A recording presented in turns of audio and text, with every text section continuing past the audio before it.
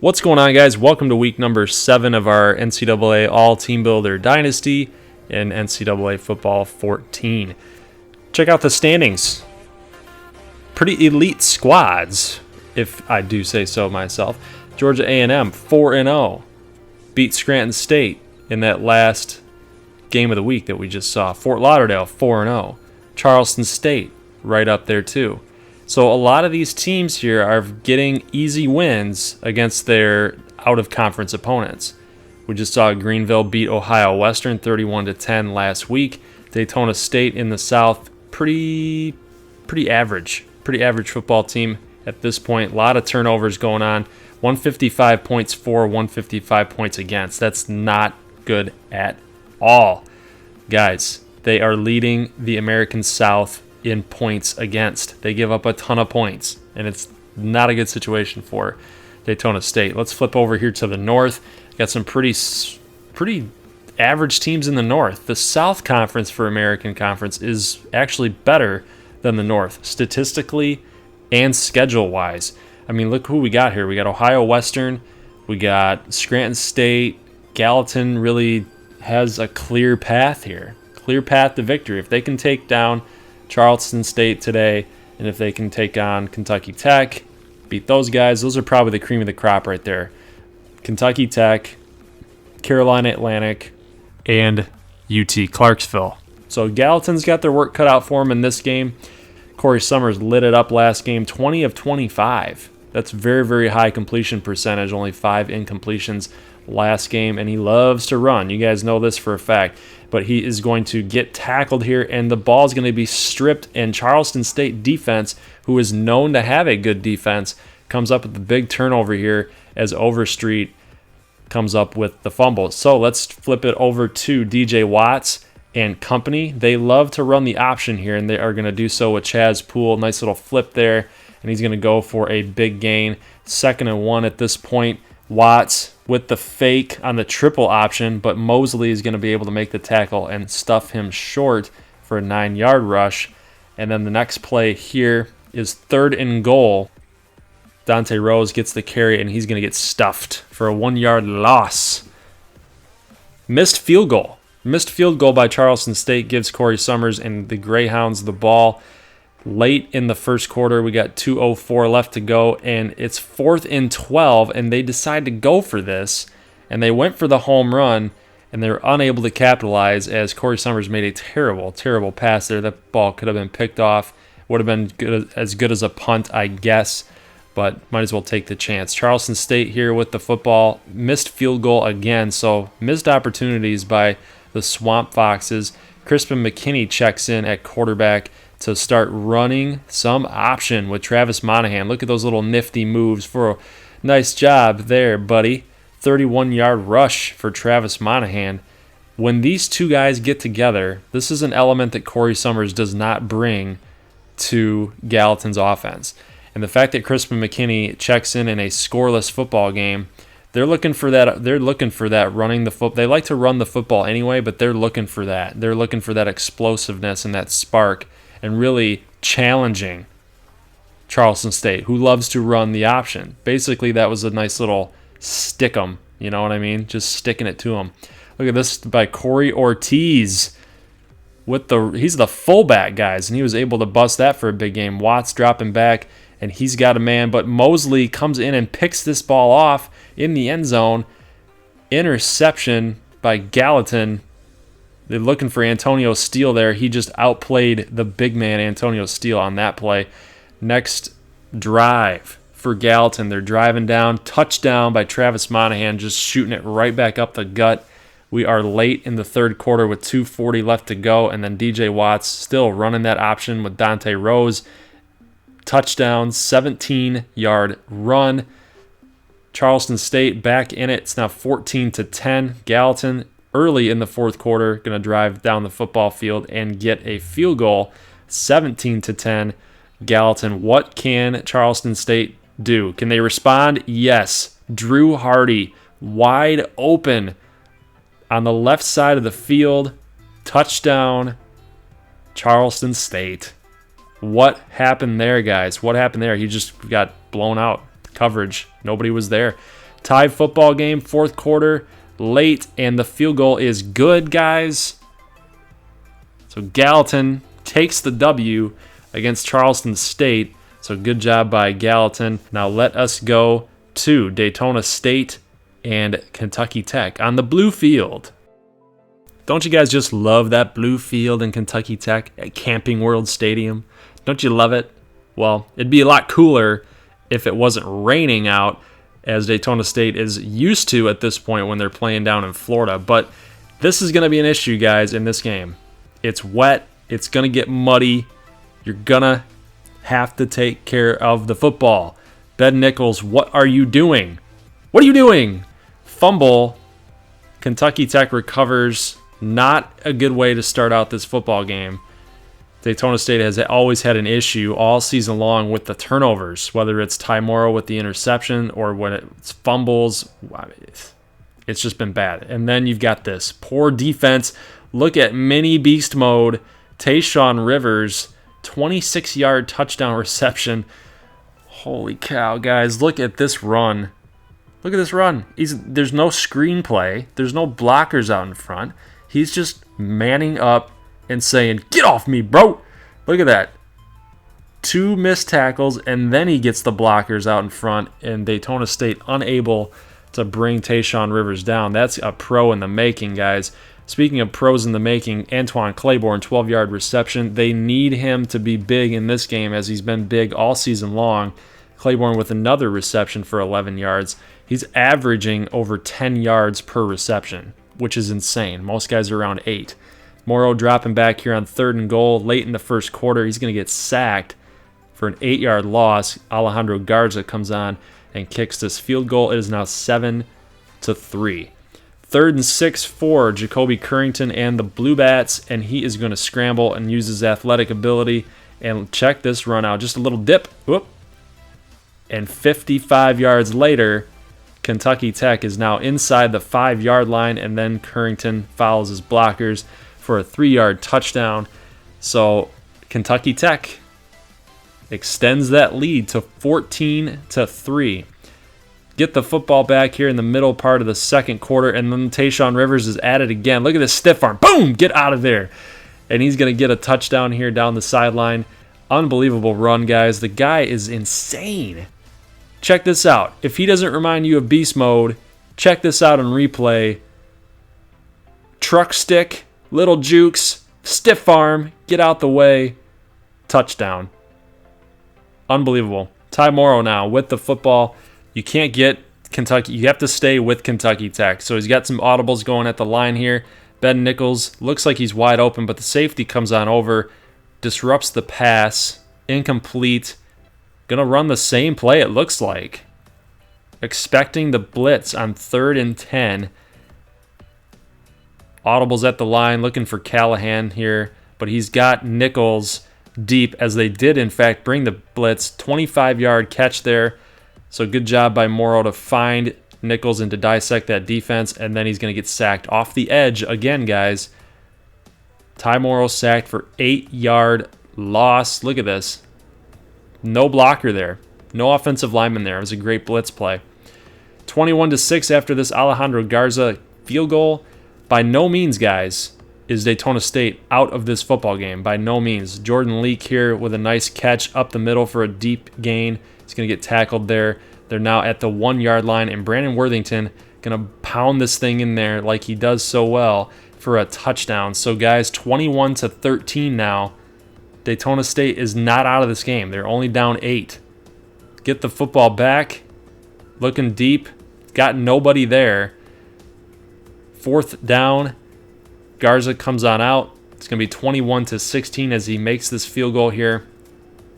But Kentucky Tech is going to drive back down the football field inside the 5-yard line and then lead blockers. Jacoby Currington, done deal. There you go. 28-16. So a touchdown here makes it 28-23. So they are not out of this game still. They just got to keep with them. That's all they got to do. Morrow's going to scramble here, but stupid play because he's going to fumble it just like Ben Nichols did, and it's going to get recovered by the Blue Bats. This is not what you needed to have happen. Look at this truck stick, man. Look at this hit. Boom. You're a quarterback, Ty Morrow. Take care of the football. But they're unable to score, unable to do anything. 28-19 as Daytona State is able to kick a field goal here. Tayshaun Rivers gets stopped. 4th and inches. Daytona State forces the punt. Driving back down the football field. Jersey's all muddy. Callahan going to get stuffed there for a 5-yard catch. Forces a 4th and 13. 3:36 now left to go. Alejandro Garza comes on out. He's looking to make this thing a 28-22 game, and he's able to convert. So Garza, guys, has been clutch all game long. 3rd and 3. Defense going to have to make a play, and an open field tackle by Pittman forces the 4th and 6. 1 minute left to go. Ty Morrow's got to get the ball to his receivers. No fumbles, no turnovers here. It's got less than no 2-minute drive. It's a minute drive. You got to be able to score a touchdown here. Field goal obviously does you no good. So 101 left to go here. We got the A squad out with Picoletti and Claiborne. He finds Claiborne. Look at that catch into traffic. 13-yard catch for 10 receptions. 108 for Claiborne. Unbelievable performance. But time is ticking away here. 58 seconds left to go. Morrow dropping back, starting to feel a little bit of pressure. Gets the ball out to Callahan, and he's wide open. Down the side, can he stretch? No. 40-yard catch. They're at the 1-yard line. Time is ticking away here. Play clock winding down. Trying to get that thing down as far as it can possibly go without faith in the defense. And John Elliott, the fullback, able to pound that thing in there for a Daytona State touchdown, 29-28. Currington dropping back. 1 second left, and it looks like it's going to get picked off, but no, there's a second opportunity, and the receiver for Kentucky Tech unable to corral it. That would have been disaster for Daytona State, but they're able to come through and secure this W on the road. Alejandro Garza, 5 for 5. He is definitely the MVP of this football game. Words cannot express how much they needed Alejandro Garza in this game. So despite the great performance by Currington and Tayshaun Rivers, Daytona State takes the much-needed W, 29-28. All right, guys, so let's go to the game of the week, a game in which there's a lot of history and a lot of rivalry. Ohio Western against Georgia A&M. We got Paxton Murphy for Georgia A&M. You guys saw him last week. You got Sean Russell on the other side as quarterback for Ohio Western. Ohio Western sports a pretty solid defense, and that's what they're looking to impose their will on Paxton Murphy. So it's defense versus offense in this one. And check this out. The defense wins this battle right here, forcing a 4th and 18. Paxton Murphy sacked on the cornerback blitz. LeVar Brown, the head coach for Ohio Western, loves defense. He studies it. He loves it. He wants to impose their will on Paxton Murphy, a 99 overall quarterback. So this is going to be an interesting matchup here. But Sean Russell and the Ohio Western offense is not very aggressive. They're very conservative, like a little West Coast type of deal. Dink and dunk, 5 yard, 10 yards, 7 yards. That's kind of their max. They don't really push the ball down the field. Field goal attempt here is going to actually go through. Very, very close. Very, very close. Paxton Murphy looking to drop back here. And the defense, look at that. Interception down the sideline. Ohio Western gets that interception. Able to turn this into a field goal attempt. And it's up. And it's going to be short this time. So it looked like it was going to be short the first time. Able to make it through. This time, no such luck. Sebastian Sessions with a reception here good for a first down. Paxton Murphy dropping back, looking for a 4th and 1 completion, but he's unable to get out of the pocket, and it forces a turnover. So interesting call there by an aggressive Georgia A&M offense. They wanted to go for it instead of pushing Ohio Western back with a very, very bad offensive set. There's your perfect example. Sean Russell, interception, and he's unable to make a tackle here. He's going to the house. This is going to be a touchdown for Georgia A&M, 7-3. And this is exactly what we're talking about, guys, with Ohio Western. Very, very short, intermediate passing game, able to jump those routes, and in this case, just took it to the house. So not sure what Sean Russell saw there, but it's not a very good pass at all. Able to get the ball back here, middle second quarter with 3:50 left to go. Russell with the pass, unable to get the first down to Garin Joseph with the 6-yard catch. So A&M shuts them down on this drive. Going to give up a field goal here, 7-6. And this one is a no-doubter, for sure. That one was definitely going to go through the uprights. So Georgia A&M back ball here, and look at this play. The safety, Kirkpatrick, bit probably on an in route, and Sebastian Sessions down the sideline. Touchdown, Paxton Murphy and Georgia A&M Peach Panthers. That ball, that was perfectly placed, and there's no way that Kirkpatrick was going to, that's number 9 there. He's no way he's going to be able to catch him. 14-6, Gamu. Let's go to later on in the second quarter here. Keith Wilbanks with a 10-yard reception from Russell. Called timeout here, 48 seconds left to go, 2nd and 10. Russell dropping back, looking for somebody. He's got Aaron Young for an 11-yard catch. So they're starting to drive down the field here. They need at least a field goal, and they're going to get the first down here on a 2nd and 3. Herbert Hodge, the tight end, 6-yard catch. 20 seconds left. Time is ticking away. Russell with the audible. Looks like he's got something here. He's going to bomb this ball deep, and Keith Wilbanks with the 20-yard touchdown catch on the sidelines, on the out-of-bounds area. Did he get the feet in? That's the major question. Did he get the feet in? He's looking back for it. He's got the corner. He's got the safety. Oh, he's in. He's in. Touchdown. Going to be 14-12. Here's a completion here. We got early on in the third quarter. 3rd and 2 now for Paxton Murphy. And he's going to drop back. He's feeling the pressure, but he's able to get Brady Wheeler a completion, but no yards gained there. 4th and 2 forced by Ohio Western. They're going to force Gamu for a field goal attempt. 17-12 now is the score. Let's jump to the fourth quarter now. Sean Russell looking to get his guys back into field goal range, touchdown range, whatever you want to call it. They got to score. He's unable to convert on that play, so brings the ball back to the Peach Panthers, and look at Paxton Murphy. Great throw there to Sebastian Sessions for 35 yards. Look at Sessions. 6 catches for 138. What's up with all these receivers getting all these crazy games? So it's Sessions and Claiborne are probably the best receivers in this conference. Paxton Murphy dropping back here. He looks like he's got a man, but he throws it in double coverage, and it's going to be picked off. They're going to actually be able to make the tackle on the 38-yard line. It looks like Sean Kirkpatrick, he got burned against Sessions on that touchdown earlier in the game, and this time he wasn't having it. He jumps the route, gets the interception, and that is what Ohio Western needs in this game. LeVar Brown, yeah, that's right. Loves it. Absolutely loves it. Russell dropping back. He's got a man. Aaron Young with the catch. Brings him to 1st and goal. Aaron Young with 38 yards so far in this game. He's a nice little slot guy. Nice little slot guy is Aaron Young.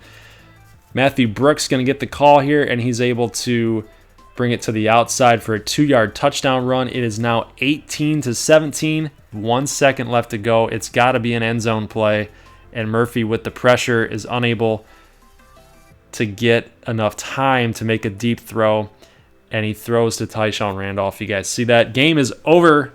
Ohio Western takes the W, and guys, that's a huge win. That is a absolutely huge win for Ohio Western. They needed that game. Now, the little backstory for you guys, Ohio Western has always struggled against Georgia A&M. They could never do anything right against Georgia A&M. Every time they played them in the conference championship game, they lost. They got blown out. They won only one game out of 5 seasons in the conference championship game against Georgia A&M. So this game is huge for them. I'm glad they got the W. My brother, not so much, because A&M's kind of his baby. But Ohio Western, with that solid defense and that LeVar Brown-led defense, able to create turnovers against Paxton Murphy. He is a 99 overall quarterback, by the way. But scheme won this game. Ohio Western takes him down, only held them to 17 points. That's huge. It's absolutely huge. They also struggled. Interesting storyline here. They actually struggled against Scranton State in the last week. So not sure what's going on or what's in the water down there in Georgia, but the Peach Panthers are definitely struggling, and that's a storyline that we should probably look out for. Another storyline is how Ohio Western is going to probably try to turn their season around with this win. So guys, let's check out the results for week number 7. We got Greenville 35 over Scranton State with 12, so they must have kicked 4 field goals. Still struggling for Scranton State with that offense. UT Clarksville, the Scarlet Bantams, really took it to Fort Lauderdale, 31-10. So Dylan Fernandez just got absolutely shut down. Who would have saw that coming?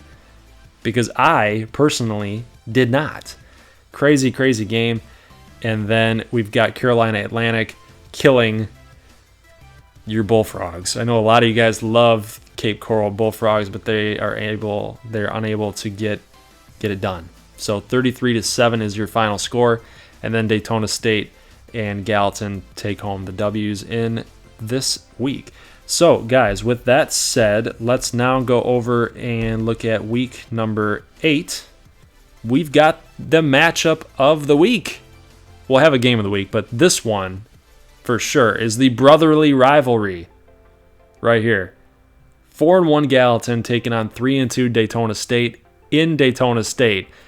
Guys, can't tell you how excited I am for this football game. I can't wait to show it to you guys. This one's going to be a good one. But I will say something. Here. This guy, my brother, is really good at NCAA football 14.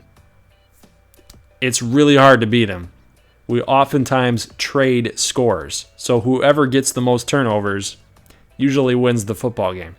So it'll be an interesting matchup to show you guys and see who takes the W here. So who you got? Do you have brother or do you have me? Who do you got? Do you got Gallatin or do you have Daytona State? Make your picks below.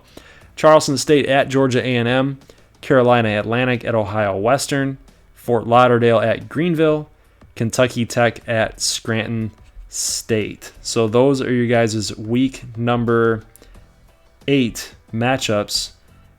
And for the game of the week, we are going to show Fort Lauderdale against Greenville, because that game right there, right now, the game is huge for Greenville. Right now, with that loss for Fort Lauderdale, Greenville is going to look to separate themselves in their conference standings.